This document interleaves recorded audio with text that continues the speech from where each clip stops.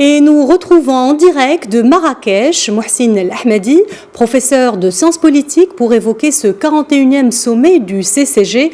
Bonjour professeur. Oui, bonjour.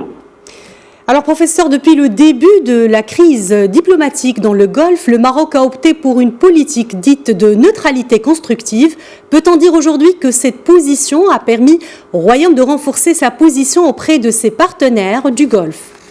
Oui, effectivement, le Maroc, en ayant une position sage vis-à-vis du conflit qui a opposé le Qatar aux autres pays du Golfe, il a adopté cette attitude par conviction, parce que pour lui, tous les pays se valent du point de vue des relations, disons, de coopération et de relations amicales que le Royaume du Maroc a avec les différents pays du Golfe.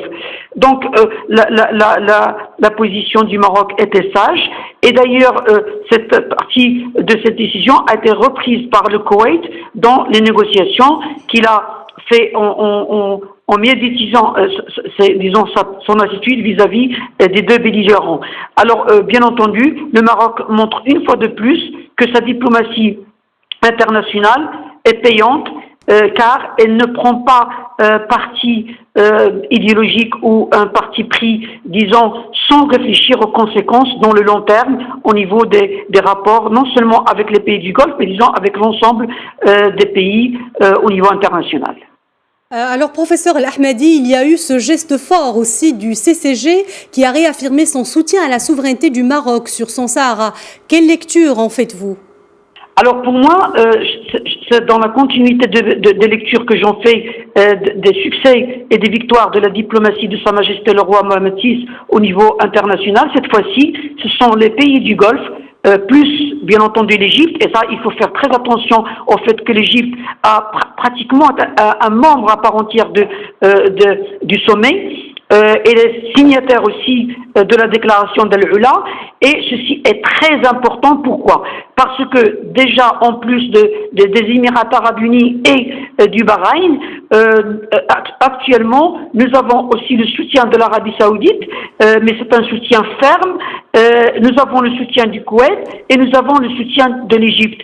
Et il n'est pas surprenant que dans les jours à venir, ces pays-là vont ouvrir des consulats, que ce soit à Dakhla ou à Al-Ayoun, et donc reconnaître la souveraineté pleine et entière du Maroc sur ces provinces du Sud.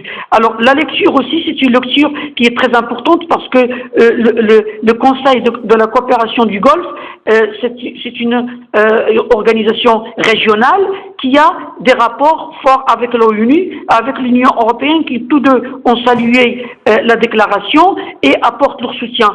Ça veut dire qu'ils apportent leur soutien non seulement à des éléments dans le communiqué final, mais à l'ensemble du communiqué final qui comprend bien entendu l'intégrité territoriale du Maroc et le soutien de ces pays-là en faveur de la manière dont les forces armées royales ont intervenu dans le passage du Guégarat pour rétablir l'ordre et la loi et instaurer la paix qui a été enfreinte par le Polisario. Monsieur El Ahmadi, cette réconciliation entre Riyad et Doha ouvre de nouvelles perspectives de coopération à n'en pas douter. Quels sont aujourd'hui les enjeux immédiats de ce retour à la cordialité entre les deux pays ?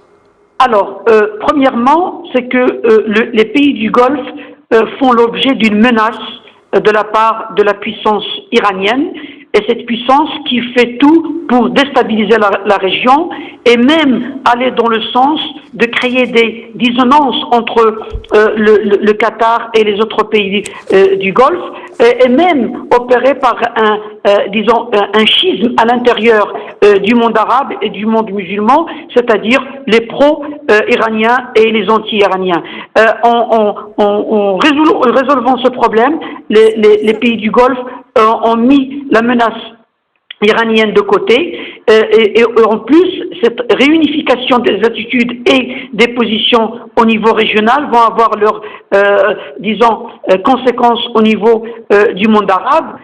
Premièrement. Deuxièmement, c'est que le volet était un volet par excellence, disons, un volet économique, parce que les pays du Golfe se sont aperçus que le monde change autour, les bourses s'effondrent, l'économie sous, disons, les coups de la Covid-19 perdent de leur pertinence et de leur poids, et il est temps pour réunifier les efforts tant au niveau économique qu'au niveau financier pour résoudre les problèmes endémiques, non seulement des pays du Golfe, mais au niveau arabe et au niveau disons, du tiers-monde.